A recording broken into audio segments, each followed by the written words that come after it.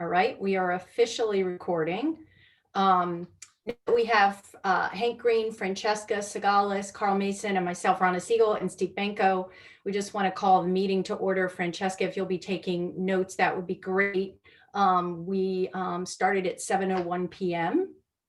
and this is a Kiwanis Park Advisory Committee meeting. Hank was nice enough to put together an agenda, and I know we've invited a lot of the neighbors and those that expressed interest when last month on the December 9th Park and Rec Commission expressed their opinions and thoughts about a potential ice rink location being Kiwanis Park. So we really wanted to make sure that those that expressed their opinions could be heard tonight. So thank you. I see a lot of familiar faces that are here tonight to speak. So thank you for being here tonight. And I think, Hank, if you want to start, if you have your agenda there, or you'd like me to, I've got it. I'll go through it then. Thanks, Ronna. Thank you. And listen, thank you everybody for being on this call. It's the first Kiwanis Park Advisory Committee meeting we've had since the COVID pandemic started, I believe. So it's great to see everybody.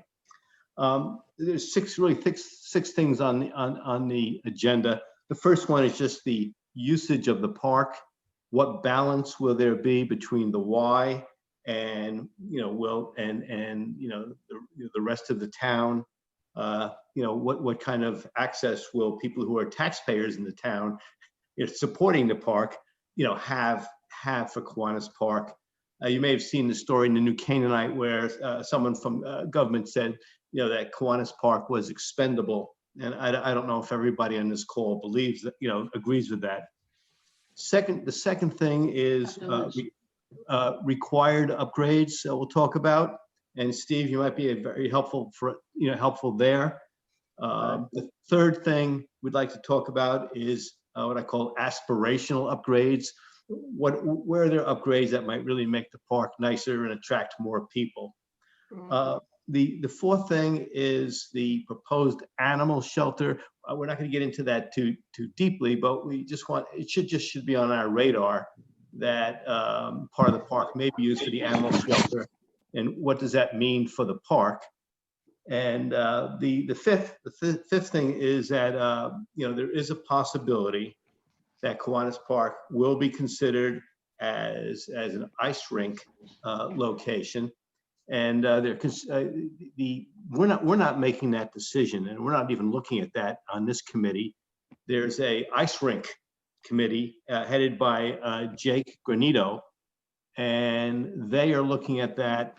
And what they're going to decide, I don't know. It's not going to be for this season. We know it's going to be probably for late this year or next year, but we're not making that decision. One thing we do know though is I did write to Jake, and I said, before any decision is made about Kiwanis Park as a location, if in fact Kiwanis Park is one of the nominees there, is that you have to listen to the neighbors, the Kiwanis Park neighbors. And he wrote back and in writing assured me that nothing would be done without talking to the neighbors. And the final thing on our agenda is just that we if we can hear from some maybe concerns or ideas from the Kiwanis Park neighbors who may be on the call. We'd be very happy to entertain those.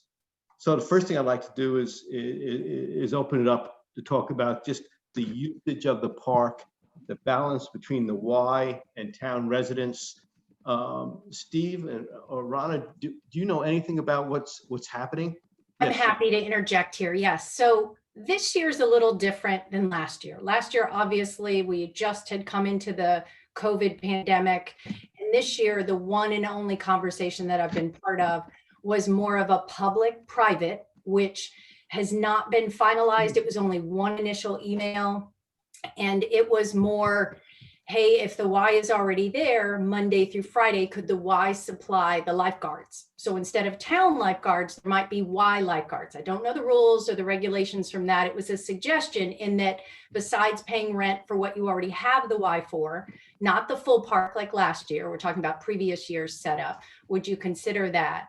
And That would still allow residents to go through, just as they always have it, with the exception of last year. And it would still allow the nighttime access, the weekend access. It would still allow Steve Benko to bring through, and Steve Dayton to bring through the camps that would come through, and what has normally happened every year from not this past year, but the years before. So we're trying to work out something, but I think, as you all have heard, and it's in one of the topics on the agenda, is something new has come to light, which is potentially the animal shelter having a house, which I'm not privy to at this point or know what is happening. So I think that puts a lot of things in the air. But I would just state one more time, this coming summer would be a little different, more of a true partnership that, hey, you use the park, could you maybe help us with some of the cost?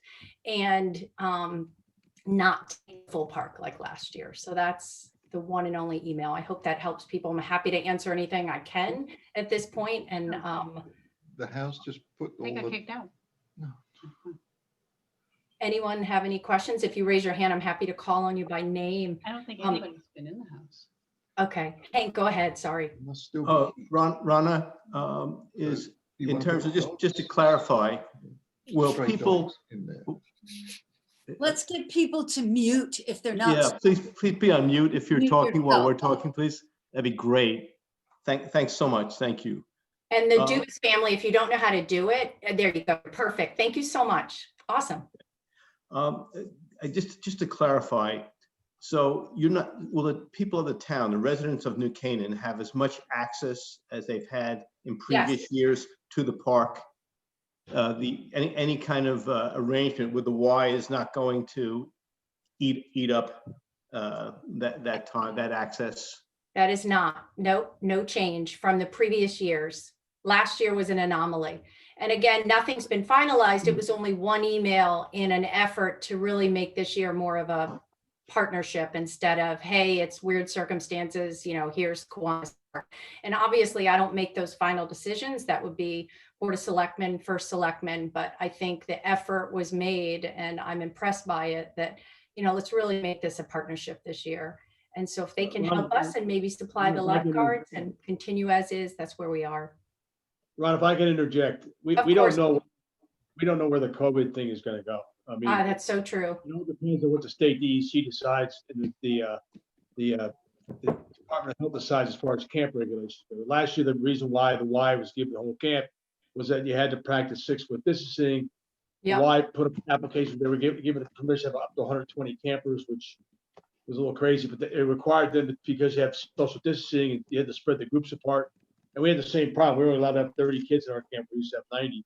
But we had to have separate arts and crafts spins. You couldn't share activities. You had to be separate groups, and so it was a little different. So I don't know where we're going to be by this summer. It's all. Me either.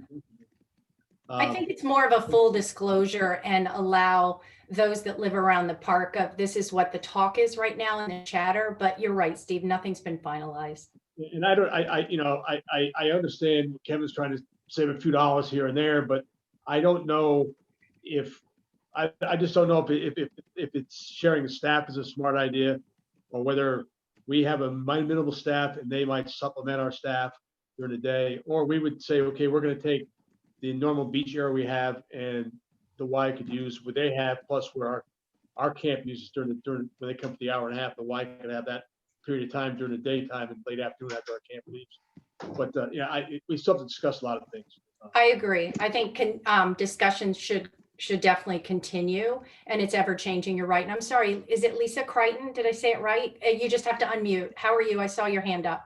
Hi, thanks. And thank you so much for welcoming us onto this call. So I live adjacent to, or my family and I live adjacent to Kiwanis Park.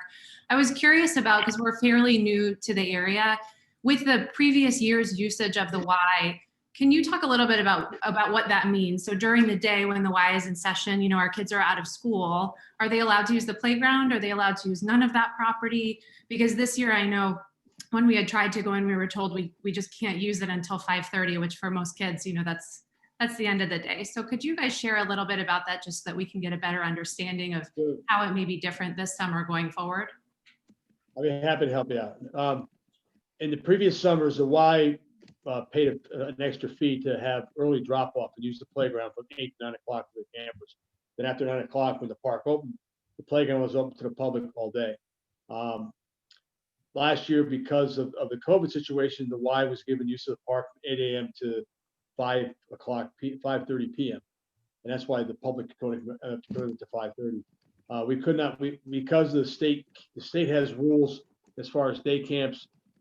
We have the same thing at Waveney. You have to segregate your camp area from the general public. The general public's not allowed the community areas used by your camp. So that's why the playground was closed until 5:30, because the Y had late pickup and kids got picked up between 5 and 5:30, and they let their campers or their late pickup use the playground, waiting for the parents.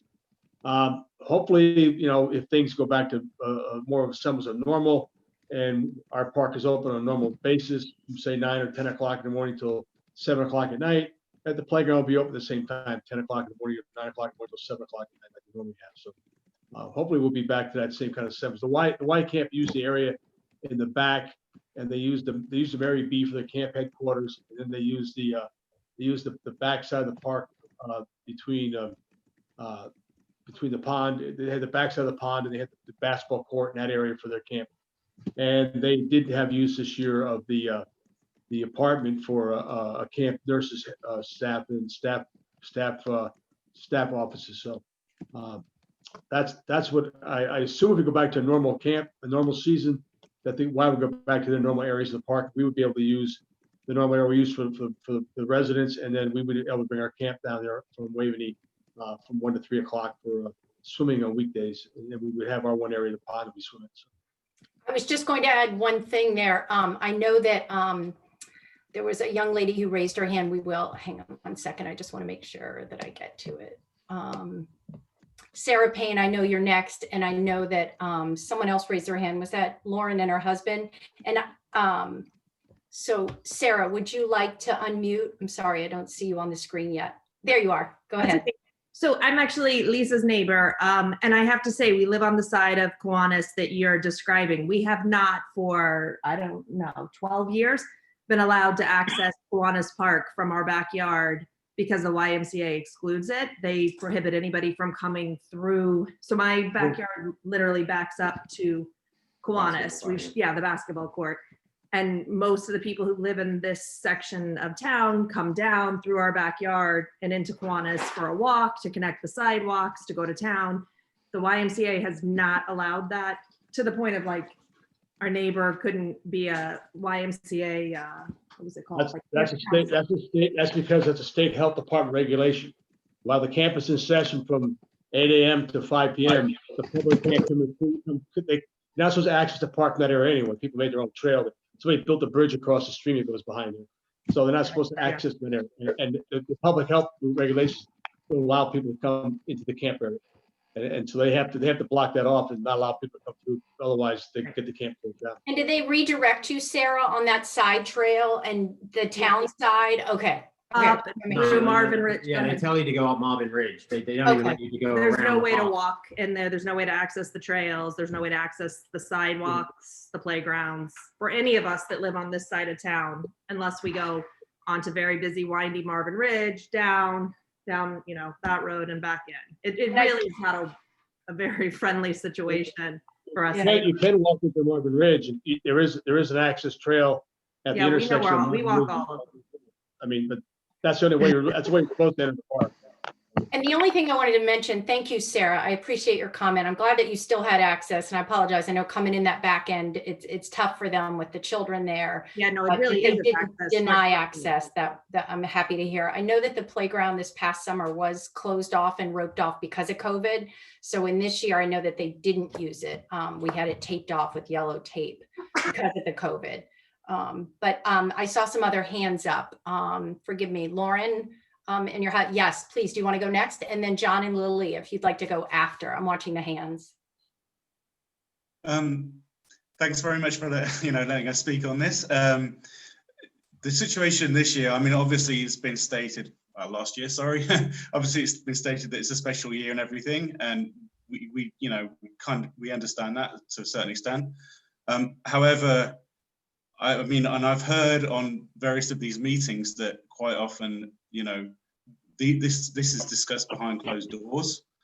And this year, when it came up that it was exclusive use, and I think we were on the town council meeting where there were objections by some of the people on there, and Kevin Moynihan basically said, well, you know, it's already a done deal, it's happening. You know, it's due to start next week, and none of the details were really released to the public before then. There was such short notice. Maybe you can't answer this, but I mean, it'll be a lot easier to kind of have public comment if we were given a little bit more notice, you know, leading up to the park starting. I agree. I think that last year, if I understand correctly and remember, Kevin had mentioned that it was an executive decision behind doors and an executive order during COVID. And that was the reasoning and the decision for it being somewhat private or a private decision. I can't speak for Kevin, but that's what I recall. But certainly I think this is what prompted this call. So it is more open and you do know where we are. So I hope you sense that more than anything, the openness of this. Can I nip in? Sorry, a couple things.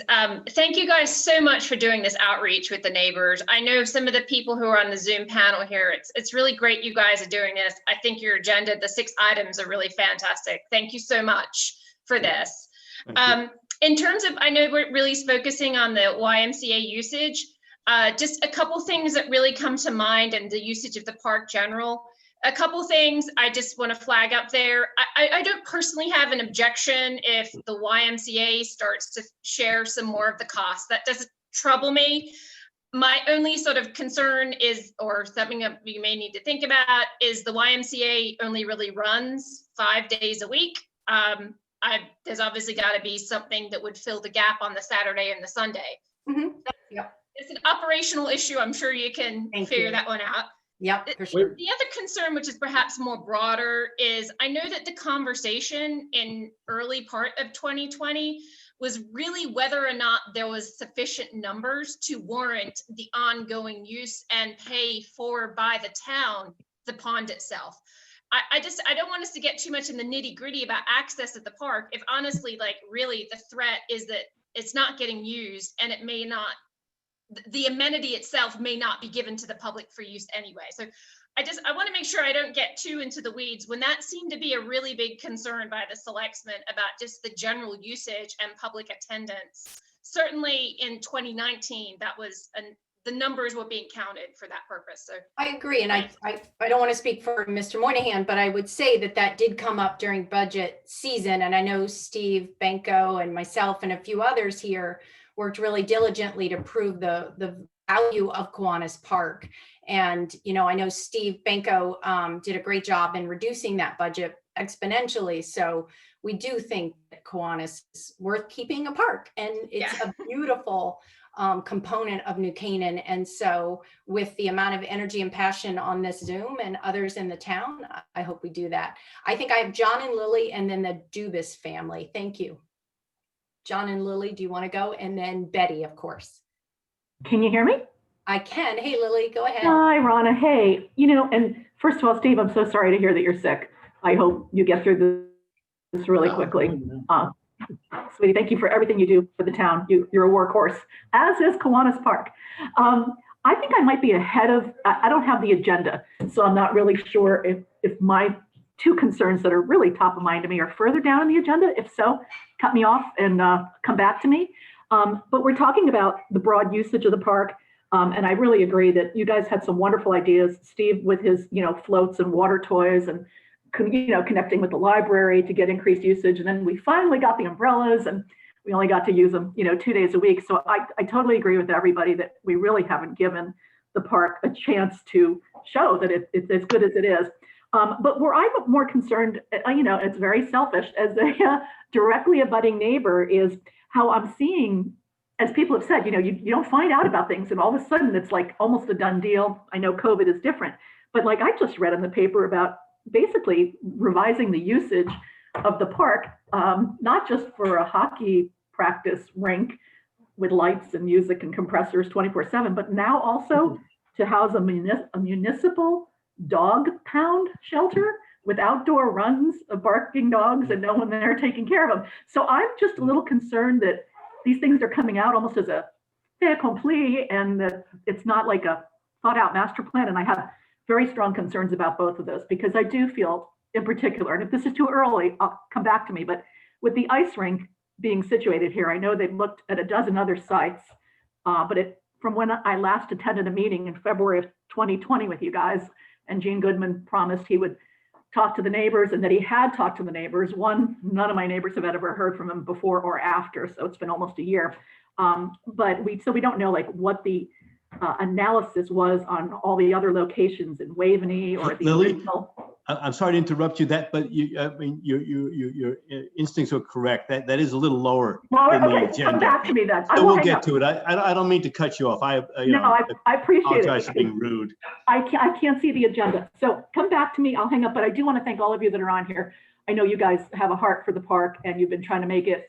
It is a small little park. Everybody talks about 13 acres, but what's left of it is just like 2 little open sections in the front and the back. It's a workhorse, just like Steve Benko was a workhorse. I think people who call it underutilized in the newspaper, such as I think Moynihan said it, don't realize that it's not just a swim pond and a playground and a Y camp, but there's all kinds of things. You know, the Exchange Club with Santa and the trees and the fire truck and Indian princesses and Girl Scouts and campfires and daily basketball. There's people playing every day on the court, volleyball, you know, the walking trails. And I know the nursery school uses it for things and it's been used for charity. So I think it's a workhorse, not an underutilized park.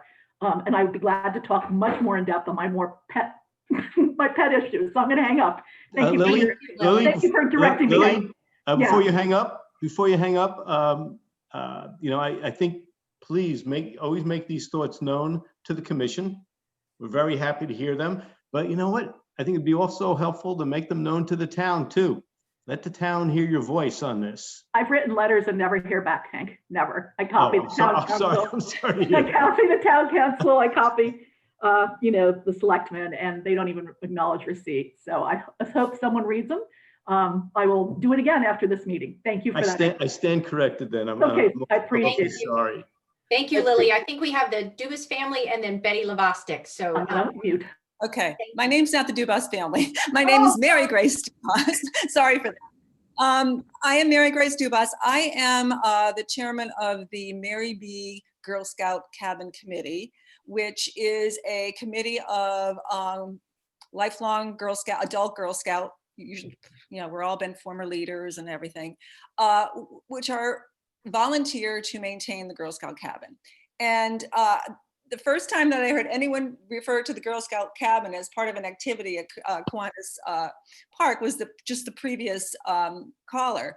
And so I just wanted to call attention to the fact that in terms of the broad usage of the park, that Girl Scout activity, New Canaan Girl Scouts do use this park, particularly in the cabin, and outside of the cabin for not only meetings, but many other Girl Scout activities. So we are part of the use of the park.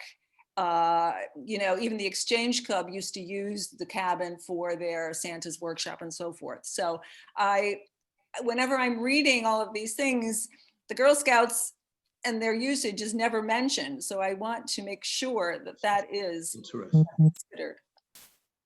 Have you ever been constrained in terms of the use of for the Girl Scouts? Constrained in? Not having access to? No, they have access. That they're deeded that part of the property. Yes. They're deeded a part of the property. Oh, okay. Yes. And we are volunteers to actually maintain it and take care of it so that the Girl Scouts can continue to use it and enjoy the usage of the cabin and the park, because they do use, you know, the playground, and we have the fire circle right outside the cabin, and an ice skating rink would be fabulous for the girls. So thank you. Thank you. Thank you so much. Rana, some other people had their hands up, I take yes, it? Betty Lavostic, please. Betty, you just have to unmute. Thank you. Thanks for waiting. I hope you can hear me. Yep. Hello, can you hear me? Yes. Yes. Okay. I just want to begin by saying I was not notified of this meeting. Now you're going in and out. Betty, you're going in and out. We can't hear you well. I don't know how else to talk There. on this. There you go. Perfect. Gotcha. Well, I was going to begin by saying I was not notified of this meeting. I found out by word of mouth. And then I wrote to Rana and to Steve to get the Zoom link. So the neighbors are not being kept in the loop of this. And I, for one, would like to be kept in the Jake Granito's ice skating rink subcommittee, whether or not it comes to Kiwanis Park. I'm one of the neighbors that are interested in this. And to Mary Grace, I am the person who notified the Girl Scouts about this meeting because I know you, Yes, you because are. I know you were not in the meeting. Absolutely. So Thank you. you're very welcome here. Begin by saying some things from my 23 years of living here and watching the day-to-day activity. The first thing that is definitely needed here in Kiwanis Park is to have a water bottle filling station. This past season, there was not a drop of water in Kiwanis Park to anyone who was visiting. And it's not just the water fountain that was shut off, that had to be shut off, but if you go to Waveney Park, they have the water filling station, so you have a water bottle filling station. So if we have a COVID situation, people who do come to the beach and it's 98 degrees with the heat index need to get some water. That's number one. The other thing is the pond was not cleaned out this year. So the pond was not in a very nice condition. I went in the water up to my knee and I got out, I went home and I had to take a shower. I didn't feel clean going in the pond this year. Going up to the corner from the Kiwanis Park sign, going all the way down opposite the school up there, the brush is over 8 feet high. The weeds are over 8 feet high. Going down to where my property begins, my fence is 6 feet. The weeds are over the fence. The playground during the summer, the weeds were over the fence. It's really not maintained to the condition of Waveney Park, of Mead Park. And I know because I go to the parks afterwards and I go by the pool area of Waveney Pool and they're in better condition. So if you want to bring people into the park, make it attractive. The other thing is, I don't think Kiwanis Park was advertised to the extent of Waveney. So when the Y came in at 7:30 in the morning, someone stopped at the corner, put up a sandwich board, and it said YMCA camp, and had an arrow, and people were coming in. And I had suggested to this commission last summer, we need a sandwich board, we need advertising for Kiwanis Park. Well, a lot of people live on the park. This But is one. And John you know, Turner? Yeah, thanks.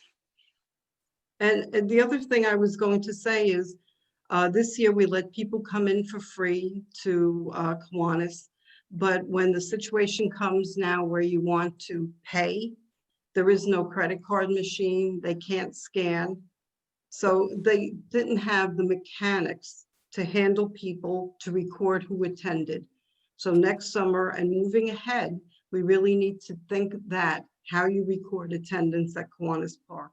It's not the same level as it is at Waveney. People came to Kiwanis Park not knowing where to pay for it. And when they paid at Waveney House, there was no instruction to them of where to pick up a pass. And I know because I was there when people came and said, we don't know where to get a pass. Well, after they paid for it. So I put up a sign in Kiwanis Park that had all those instructions. Good for her. I don't know who this is. So these are things that could be done to improve Kiwanis Park and make it attractive. Make it attractive from the entrance of the park. Really clean it up, and the playground too. Thank you. Thank you. Thanks so much. Really, some good Yeah, suggestions. can I answer a couple of her questions quickly? Sure, Steve, and then we'll go to Chris Kennedy. All right, Betty, COVID presented several problems. One is we could not open any water fountains in any of the parks. So there was no water fountain or water fill station available at the pool this summer. That had to be closed. That's why we had to shut the water fountain off at Kiwanis Park as well. That was a state regulation. The pond did not get drained this year and cleaned because by around the 1st of May, all the parks were shut in the state. And so the highway department went to a cohort schedule, so they didn't have their full staff in. So we didn't have to use their staff to clean the pond like they do every year. So that has to be done. Because of that, we had the water weed growing, which was out of control. And normally that gets all cleaned out when we drain the pond in early May. Yeah, and it affected the trails as well, because normally John has his crew up to early June was on part-time schedule. So but I didn't bring a gate attendant in for the hour and a half from 5:30 to 7 o'clock during weeknights.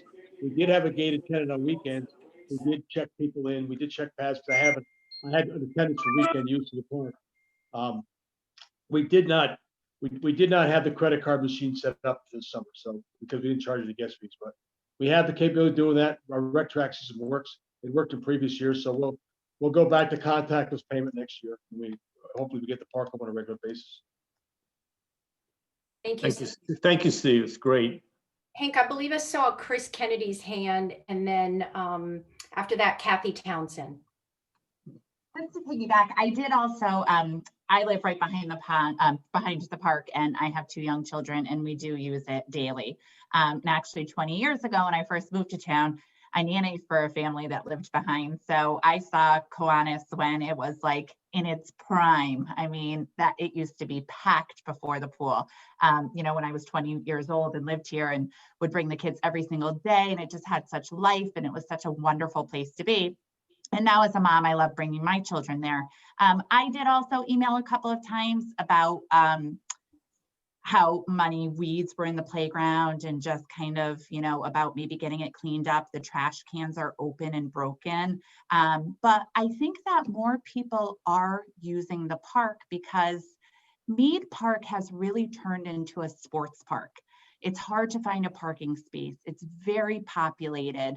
All of the teams are there. The playground is just so crowded. And especially during these times where, we want to keep a distance, but get the kids out, Kiwanis has really just been our savior. I mean, it really has been this year. It's just been so amazing. So I really want to put the energy into making this a great place. I mean, my children are 3.5 and 5.5, and it is a prime park for them. They're not into like the team sports yet. We do use meat, and I miss the days of being able to get an ice cream at Kiwanis and things like that. But I really do think that we need to clean it up a little, and we do need to breathe a little life in it. People are really starting to see and appreciate it. So I think that we need to give a little to get a little back. Thank you. And I think your comments tonight, everyone, will result in something. And I know there's a couple of reporters on this Zoom, and I think it'll result in the love and passion for this park and what it means to the town and how it can be even better. Thank you, Chris. I'm so sorry, Kathy Townsend. And then if there are no other hands, I'll give the agenda back to Hank. Hi, I'm Kathy Townsend. I am also a member of the Mary B. Cabin Committee. And I agree totally with what Mary Grace just said. But I wanted to speak to the fact that I have 2 daughters that live here in New Canaan. They were raised here, and now they've come back here. They are very involved in the Young Women's League and in the Newcomers Club. And what they've reported is that people don't even know about Kiwanis Park. My daughter Ann was in charge of children's activities for the Newcomers Club. And about the time of COVID, she had planned an activity to be at Kiwanis so that people would learn about Kiwanis and see what a great place it was. It got canceled, of course, because of COVID. But when she talked with people, they'd say to her, Kiwanis Park, what's that? Oh, there's a playground. Oh, you can play in the sand with the beach there. I didn't know anything about it. And I think that's a problem that we've had in New Canaan. We've been here for 30 years. That people don't know about it. There's been no advertising about it. What a great place it is for kids that are 6 and under to be able to go play in the sand and build sand castles. And we've taken our grandchildren there because it is such a gentle slope into the water. It's very safe for little ones. So I think that has been a big problem, and certainly could be improved, is the advertising about Kiwanis and what a great little place it is. And that would be certainly easy to do with a little PR. Kathy, thank you. And I agree with you. Hank, I think Carl had his hand up. Yeah, I think that that's a great point. My experience of Kiwanis Park was my kids are all grown up now. I've got a junior high school and I got a freshman in college. But about 10, 15 years ago, we were at Kiwanis all the time. And I think that Kiwanis is a park for a lot of the newcomers to town. And it's not on a road that you're necessarily going to be driving by. Actually, it's not even really that evident as you drive by Kiwanis. So there's a park there, right? You've got the nursery school in front of it. And so I think we need to make a better effort at telling people about Kiwanis and what is there, because those years, they're very special. They go by, very quickly. And we don't want people to learn about Kiwanis too late before their kids age out of some of the opportunities that are there. Thank you, Carl. Helpful. Hank, I do not see any other hands. If you wanted to move on to your next item. That would be great. We've already talked about some of the required upgrades or aspirational upgrades that people would want, and I'm going to ask Steve. Steve, is there anything on your team's agenda in terms of upgrading the park for this coming season? Well, we had started last year with the umbrellas, and unfortunately, the umbrellas came in the middle of the summer of 2019, so we didn't get a chance to put them up.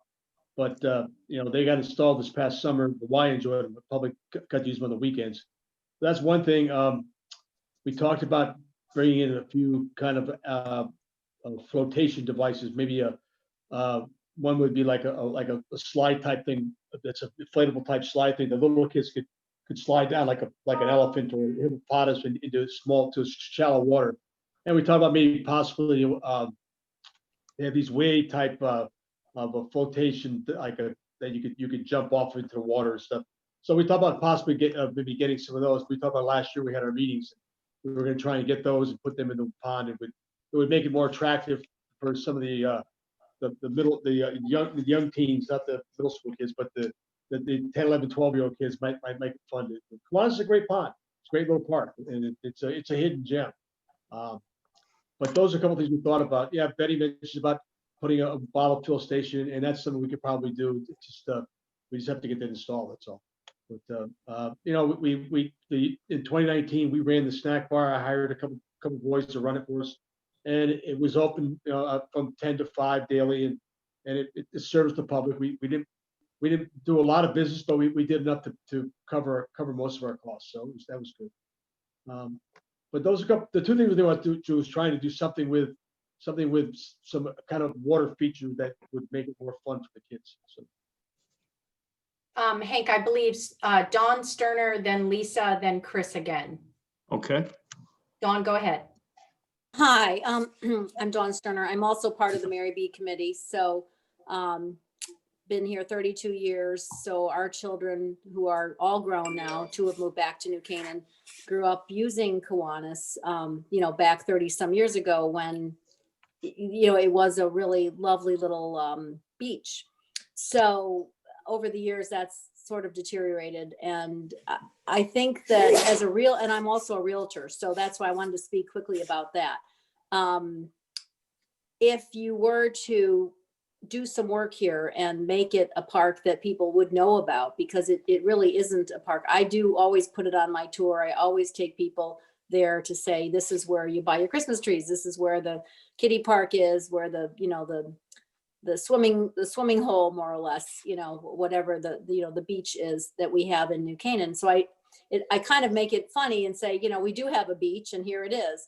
And I think it could be a beautiful gem that New Canaan has sort of let founder of whatever the word is. But I really do think that it would be a shame to let it go to waste. It's really a gem that we have, and I'd like to see the ice skating rink there. I'd like to see the snack bar back, but to do those things, you do have to publicize it. And the Girl Scouts use it a lot, and obviously the Exchange Club uses it a lot.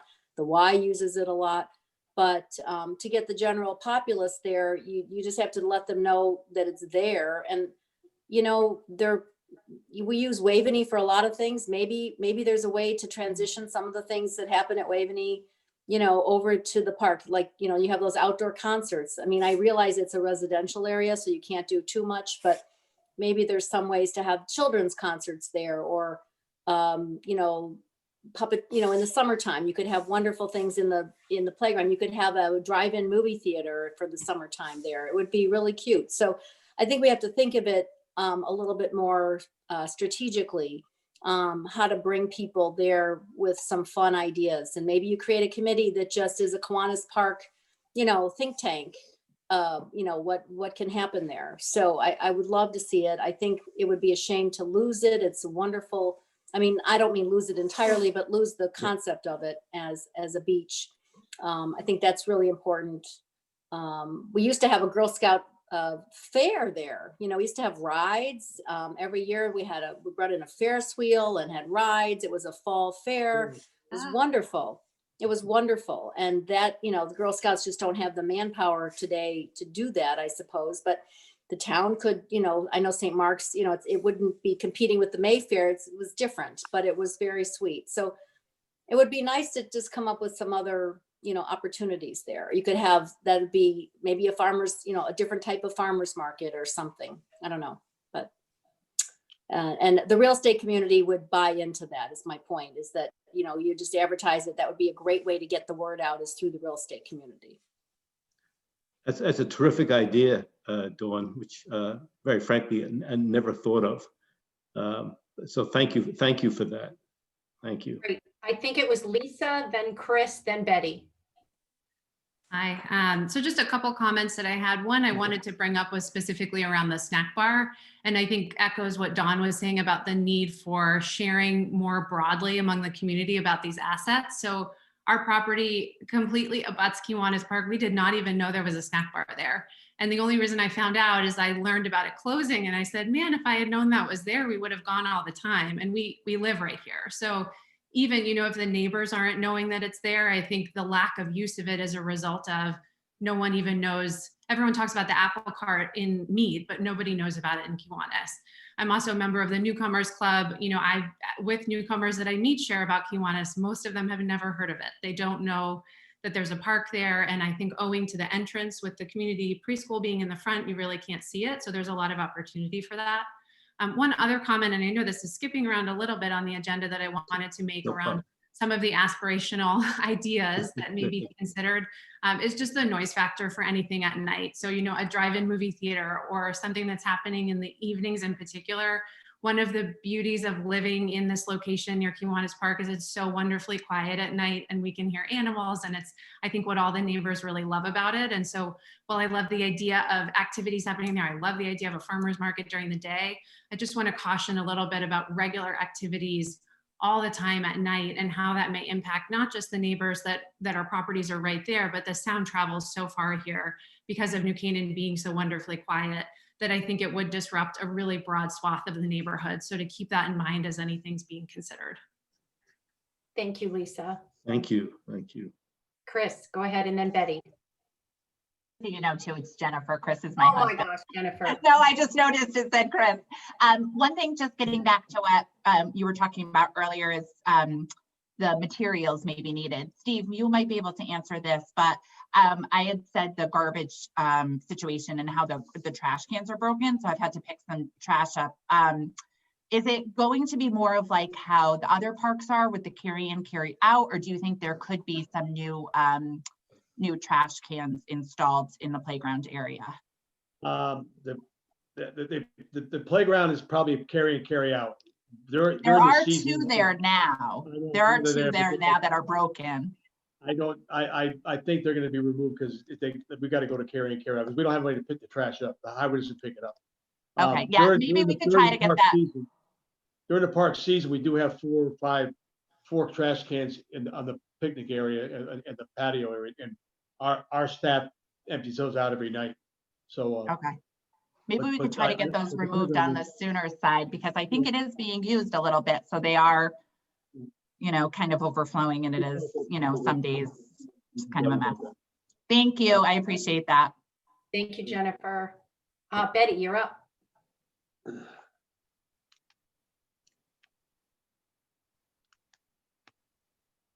There you go. You hear me?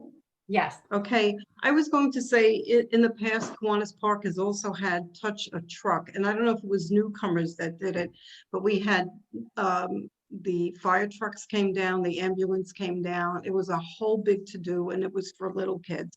And I think it may have been, I don't know if it was this past year, but the year before, the DTC regularly in September used to have their parties down there.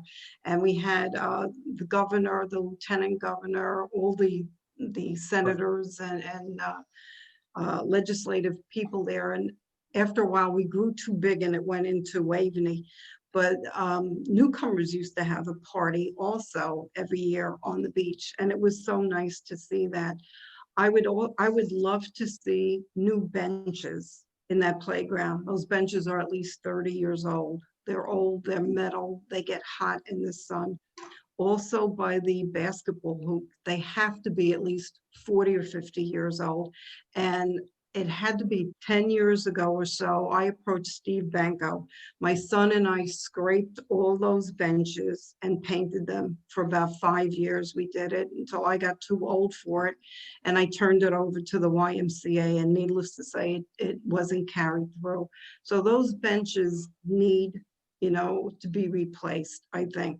They're really not to the same quality as the other parks are.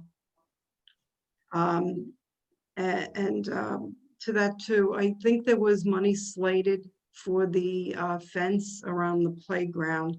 There's parts of it that had caution tape on it. Sometimes it's down, sometimes it's up.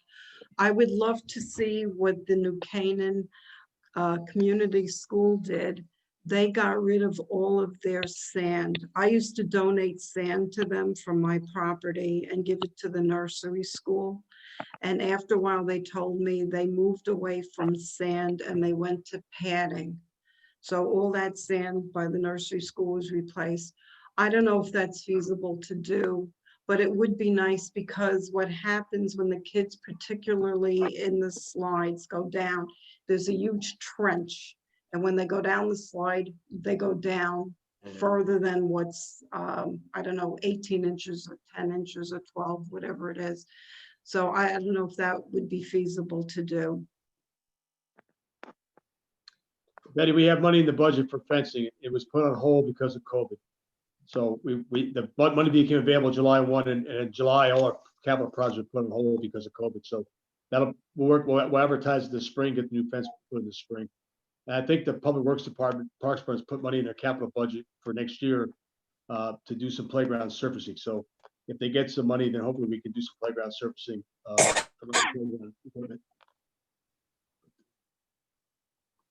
Thank you, Steve. Rana, are there other questions, or should we move on to the next agenda item? There was just one hand up. I think Lauren had her hand Sure, up. of course. I think most of I was going to raise actually a couple of points that have already come up, but I'll just repeat them just to echo the others. I was going to raise the fencing in the playground, because I think right now it's held together with cable ties in various parts. I was also going to mention the trash bins, which are flung open, but I guess they may be removed.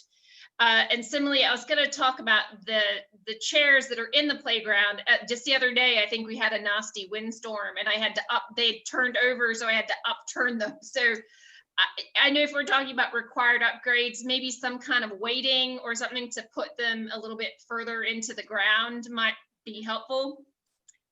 There's two other things I just wanted to quickly mention.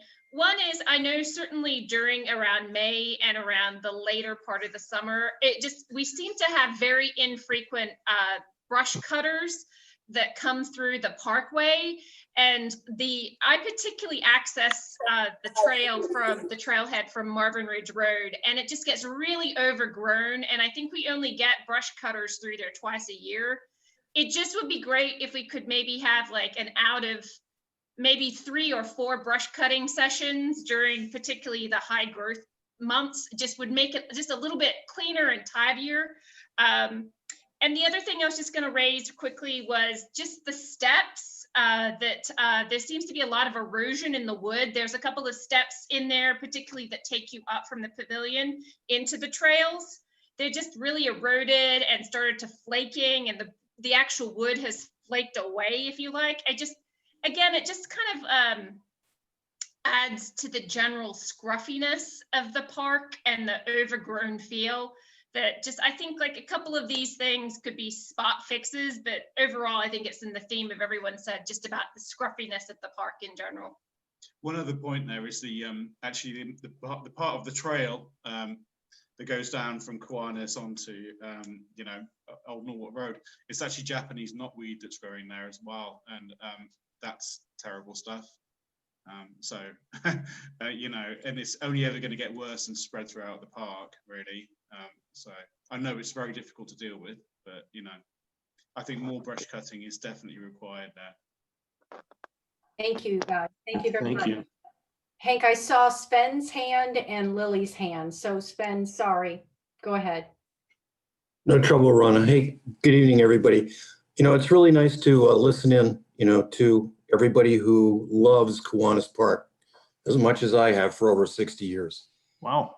I want you to remember, though, that last year we fought a really hard budget battle in order to keep Kiwanis even open, okay? There are people, powerful people in town government who would like to close Kiwanis Park and repurpose it.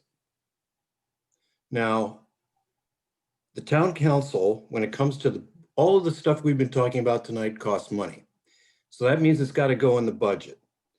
And Rich and I saw Rich sitting behind Kathy there, will tell you that the town council can only reduce a department budget.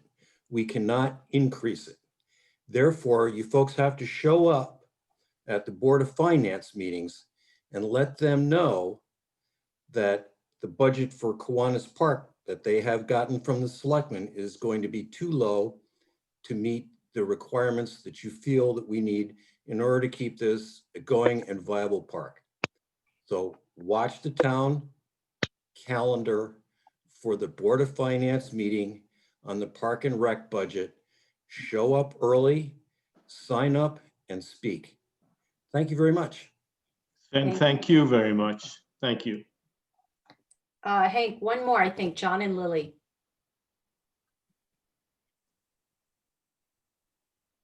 John, Lily, I think you're on mute. There you go. Yeah, no, I inadvertently had my hand up, so I had taken my hand down. Okay. I'm so sorry, but I wanted to thank Francesca for putting the agenda up in the chat. Now I know what's going on. That really helped me, and that helped Hank direct me. And I loved some of the ideas that I heard. I even remember that we had like a charity obstacle course race there one year. Maybe we could do more of that, or maybe even get some Eagle Scouts more involved in some of the fixes of the wood steps, kind of do the charity aspect of the whole kiddie park. So I'll shut up because I have more to say in other areas. Hank, the mic is yours. Okay, fine. And Francesca, I'm also thanking you for putting that up. I appreciate that. The next thing on our agenda was something where I don't know how much leeway we really have to talk about, but I want us to be aware of it, which is you probably, most of you or all of you have seen the news about the animal shelter possibly being relocated to Kiwanis Park. And Ronna, I'm going to ask you a question. Is this purely a town issue when I talk about town government, or is the commission going to be involved in this in any way? This is a tough one. I'm not a lawyer. I'll start by saying that, but I would say that that is a town building, similar to any other town building. So I think that the Board of Selectmen and zoning would have more say than, say, Parks and Rec or this subcommittee. So I don't know that I can even answer it. I think that I understand where the matter came from, and it's the community's desire to have a more amenable, not a dungeon type dog shelter where it currently is near the station, the dump. But it was just thrown out, I think, in an article recently. So I think I know what everyone else knows. Ron, I could talk a little about it. Great. To back on what Ronna said, yeah, the apartment building, the locker room, which has also the apartment attached to it. Last summer, the Y was allowed to use a part of the camp, but they're looking to see what can we do with existing town buildings. The dog shelter, the animal control shelter where it is now, oh God, 20 years ago, the animal control officer was under recreation, and she came to me after she took it over, and the place was a disaster. We fixed it up, make it halfway decent, but was asked to look at it with the animal control officer and the town engineer to see if it was even feasible to use the building for an animal control shelter. The state has a lot of requirements and regulations. I do know in talking with the animal control officer, if it was converted to a small shelter where you might have 3 runs or 4 runs, they would all have to be held inside. It could be outside, because once you do a inside outside runs, a whole different rule regulations. So if they do consider for an animal control shelter, whatever areas to house animals would have to be indoors and not outside. That would require some look with an architect and engineer, see the building's even feasible to do that. So it's still being discussed as a possibility, but it would take some an analysis by an engineer and architect to see if it's even feasible to use the building for that. So Are they going to put it in Kazi's house? Yeah, have outdoor runs. Pardon me? Are they going to put it in Kazi's house? Yeah, you can get through. You can get 3 20-foot runs in there, but you can't do outdoor runs because they have to be covered and everything else. So you have to be all inside. So there's a lot involved in it. So it's still a discussionary idea. Rana, thank you, Steve, very much. Thank you. That was helpful. Rana, would you be able to ask somebody in the town if this is something the commission would have any say on, if in fact it does go forward, just so we know, or whether this is purely a town decision and we're sort of bystanders here? Sure, you bet. That would be great if that's not a problem. Not at all. Okay, the next thing on it would come to the commission, Hank. They wouldn't just decide to throw it there. It would have to come to the commission. So. Thanks, Steve. The next thing is, and we talked about this at the beginning. I'm sorry. I just have a quick question about the sure, dog shelter. At any given time, how many dogs are we talking about? Not a lot, maybe 1 or 2, and they're there overnight, or maybe for an hour or 2. It doesn't get a lot of use. Okay.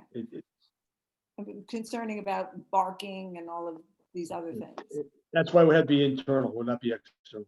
But I don't know how much, it doesn't get a lot of use. It gets occasional use.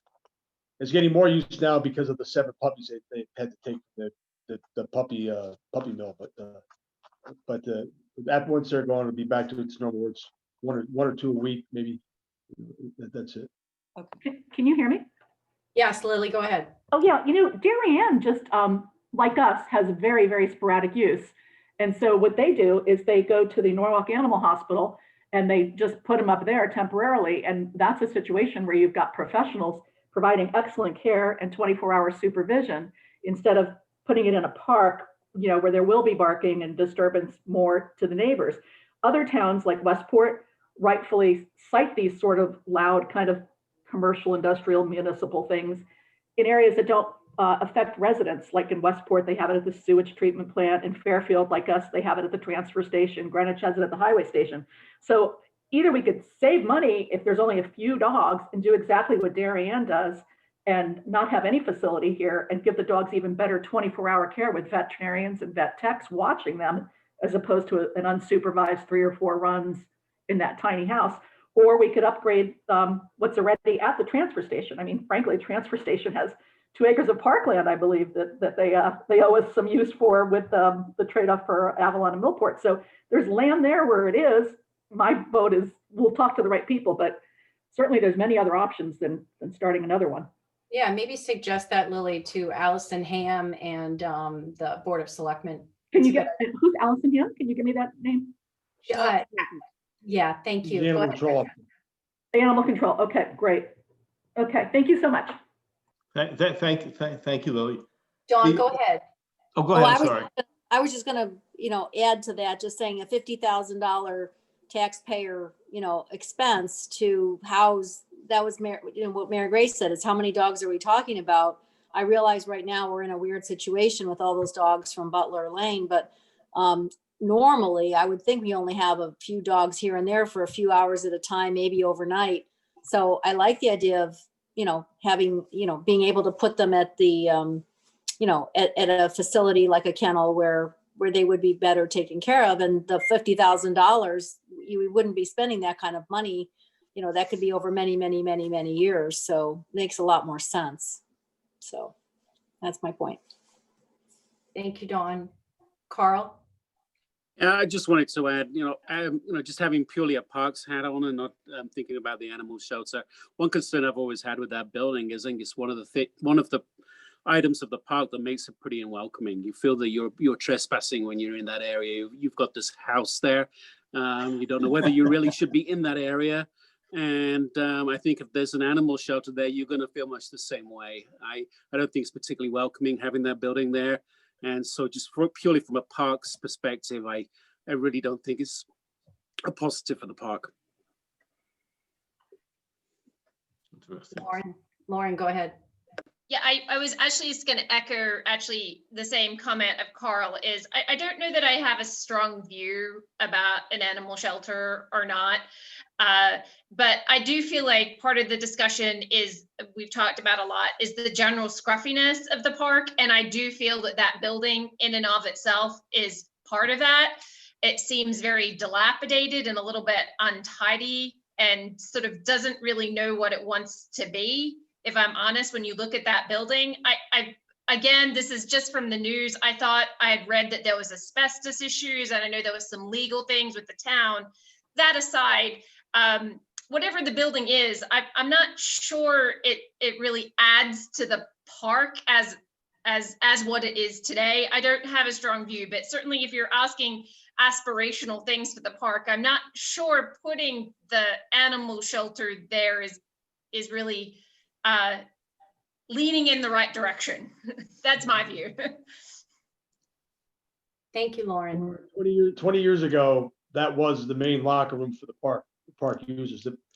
When we went to build the pool 22 years ago, and it went to the town council, there were a couple town council members stood up and said, well, the recreation commission have been asking for 10, 15 years for funding for a new pavilion at Kiwanis. And they stood up and said, we're not going to approve the bonding for the pool unless we build a new pavilion at Kiwanis Park. So that's how we got the new building at Kiwanis Park. They stood up, they fostered a $600,000 appropriation for the new pavilion at Kiwanis. And the old building got kept as the locker rooms for the Y camp and our camp. And the apartment was rented. We had a police officer living there for a long time, and then when he passed away, they leased it out to another police officer. Then he left, and then we always had somebody living there to kind of give us some security in the park.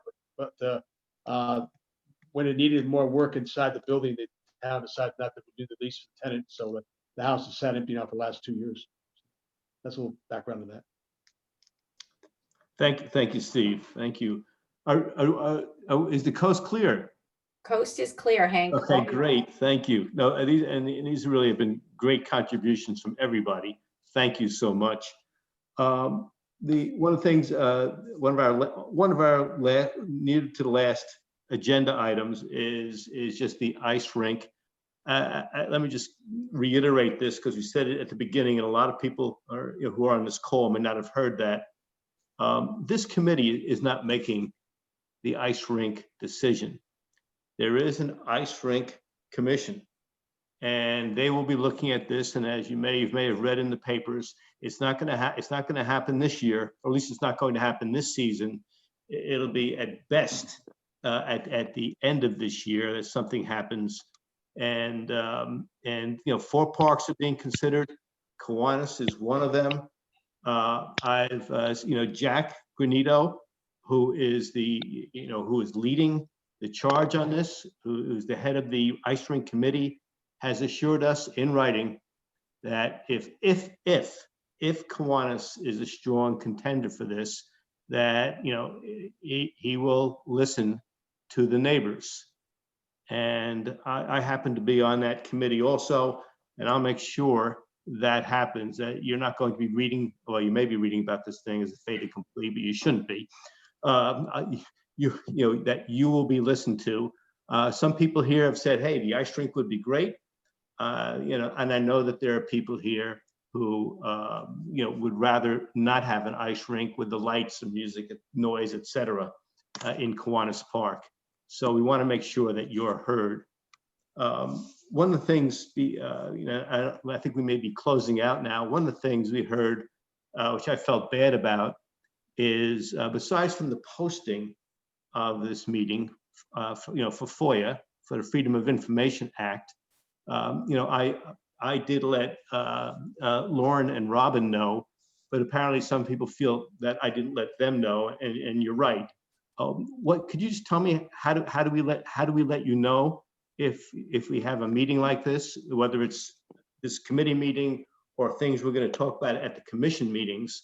How do we let you know? So Betty and Lily both have their hands up. Betty, you want to go first, then Lily? Yeah, I was going to say, I've been living in the town for 23 years, and in 2000, I made suggestions. So I go to the Park and Rec Committee meeting on a regular basis. I do. And, I have asked Steve, I have asked Rona, and before that, Sally Campbell, if anything is going on concerning Kiwanis Park, please keep me in the loop. I didn't find out about this meeting except from a neighbor. So I have asked for it. My email is on emails that are distributed to the Park and Rec Commission. So I've been, faithfully on emails, and I haven't heard of it. I would love to be on the email with Jake Granito and your group, regardless if it's in Kiwanis Park or not, because I want to hear what's going on. I made the suggestion for the umbrellas. I made suggestions for Mead Park and for Waveney all along in my 23 years here. So I do want to be on that, even if I don't attend it, just to see what goes on in those meetings. And then if I have people's emails, and I wish people would email me too, I let the neighbors know either in person, by phone, or in emails if I hear anything. So very often I'm the person who spreads news around to the neighbors, and I don't have everybody's email. I don't have everybody's. Betty, you can put your email in the chat. So if you click your screen, no, Francesca? Chat is disabled. Okay, I'll put it in there for you, Betty. Thank you. Did somebody else have a hand up, I think, Rana? Yes, Lily did. Yeah, hi, And then, Lisa. What Betty's saying is great, but if you undisable the chat, perhaps we could all put our emails in. Yes. And that way Hank could, and anybody who wants to communicate with us, because again, I was told I'd be communicated with when I went in person in February of 2020 by Gene Goodman, and I've never heard from him or anybody except through Betty or Lauren. There is a Facebook group, Friends of Kiwanis Park, but certainly people shouldn't have to be part of Facebook to hear what's going on if they're an abutting neighbor and the major usage nature of the park is going to be changed with, hockey arenas and dog shelters. I think, it'd be more important to have us on some sort of hot email list. So if you can undisable it, we can put it in here. And I think some of the neighbors would love to know each other's email address too, because I was able to talk to a few today that I didn't even know their names because they're around the corner.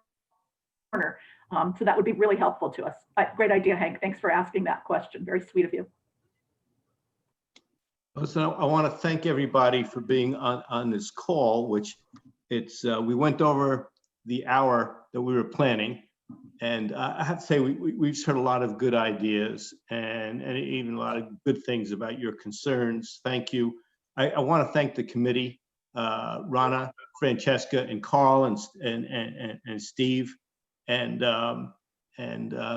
Rana, I'm going to leave it to you whether we should call the meeting to a close. Yes, the chat has been enabled. I want to give, there were a few more hands that came up. Forgive me if you just raise your hand one more time. I want to get everybody. Debbie Raymond, thank you. And then John and Lily, and I'll look up again, and then Betty. So those three in that order, please go ahead. Thank you so much for hosting this meeting and listening. We really, really appreciate it. We're neighbors, and we literally just found out about this meeting as well. And the first we'd heard of the ice skating rink was last month. So we have a direct view of Kiwanis Park from our house. And so obviously the noise and the lights would be a really big issue.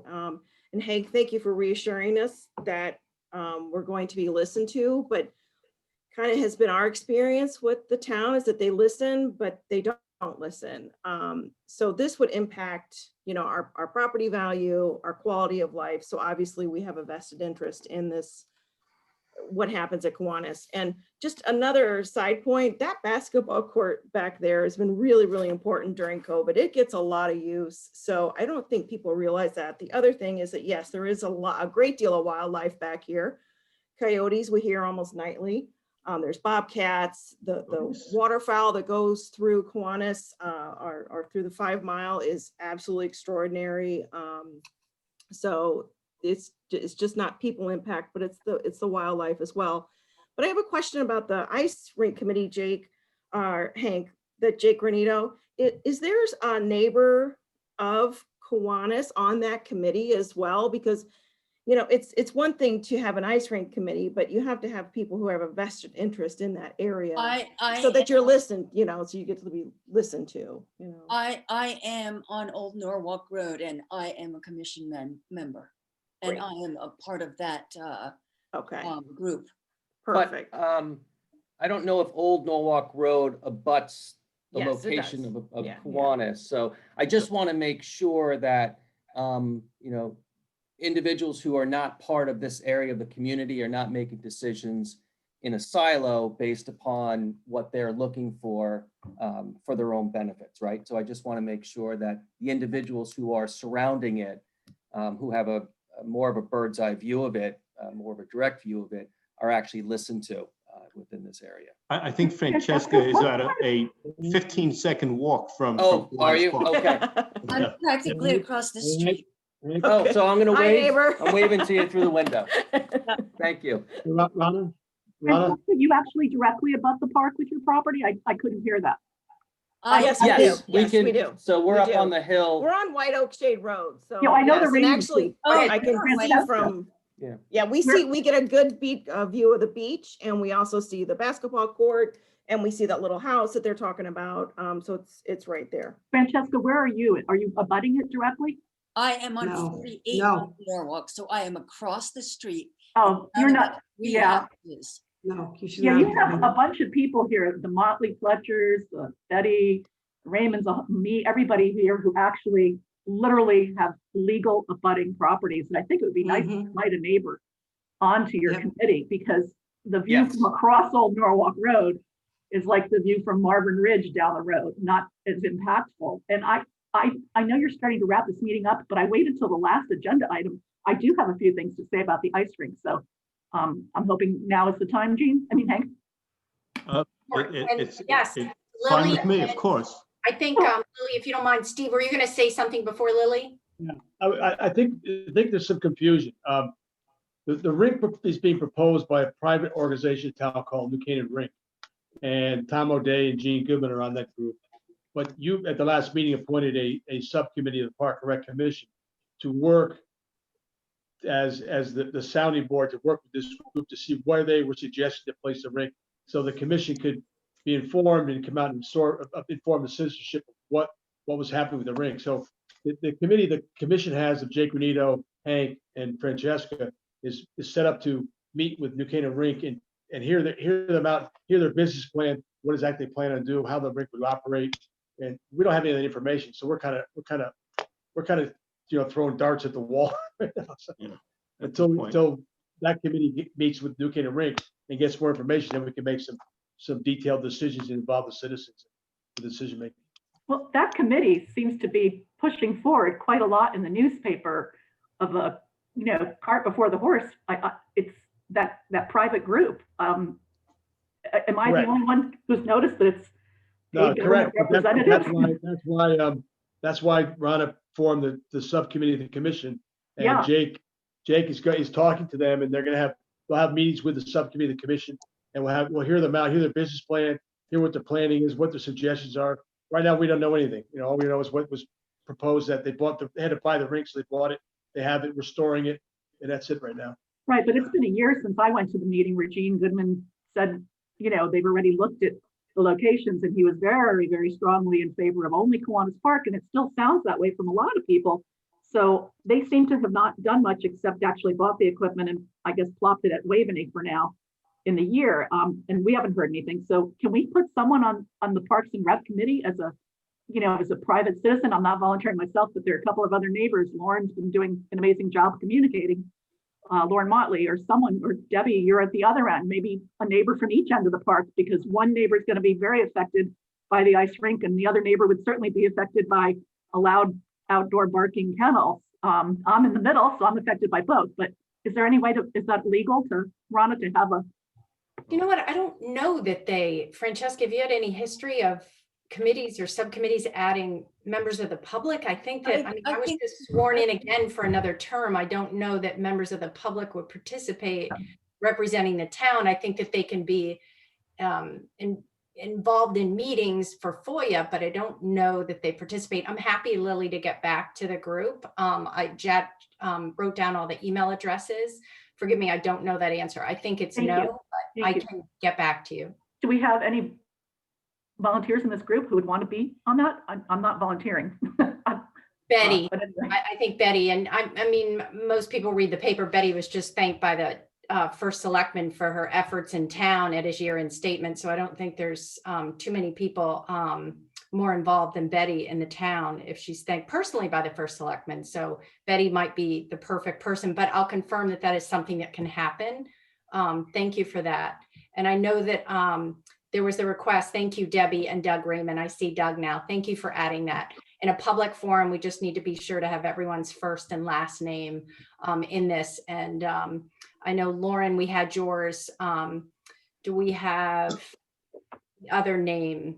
Lauren, can you just say your husband's name? Can you unmute and say it so we have it? Yeah, I'm sorry.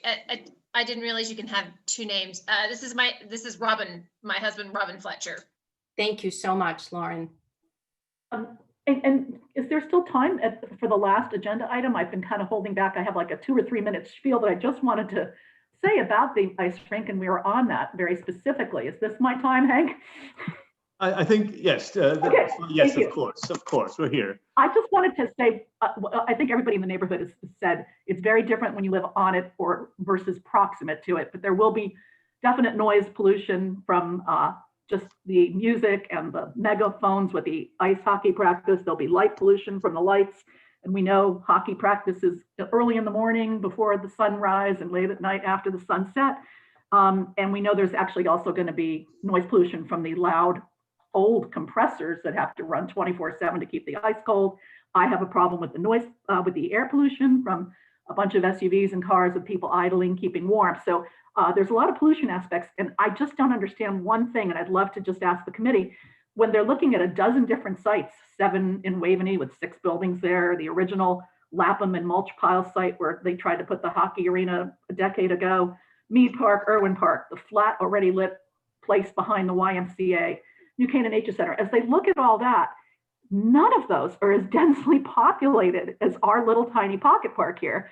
And so if you ever wanted to take this on a first do no harm basis, there are all those other places would not affect anybody's quality of life and or the value of their home. I would not buy this house if it backed up to a dog kennel, barking unsupervised 24 hours a day, or an ice rink.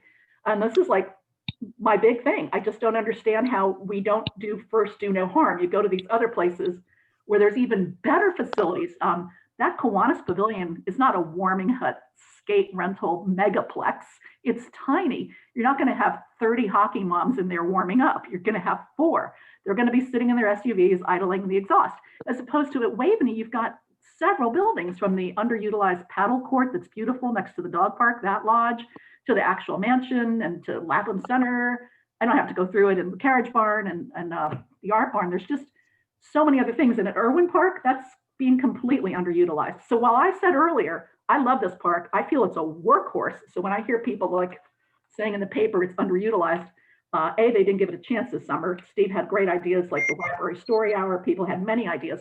But B, I think it's already overworked and overused and so diverse that to just keep plopping everything in here instead of spreading it out a little more to where there's no densely populated neighbors whose housing values are going to go down or quality of life is going to go down, would be the first do no harm way to start. And I just can't understand how that isn't as important a factor as someone's kind of had an idea in their head for a year or 2, or worse, government paid representatives, whether state or local, are pushing this. And it's very hard when you're a private citizen to stand up to those people who are, in my opinion, kind of railroading it by putting the cart before the horse and buying the equipment before having a home for it, or doing any market research, asking the town, do you want it? And if the town wants it, then you figure out where you want to put it in a place where it affects the least number of people.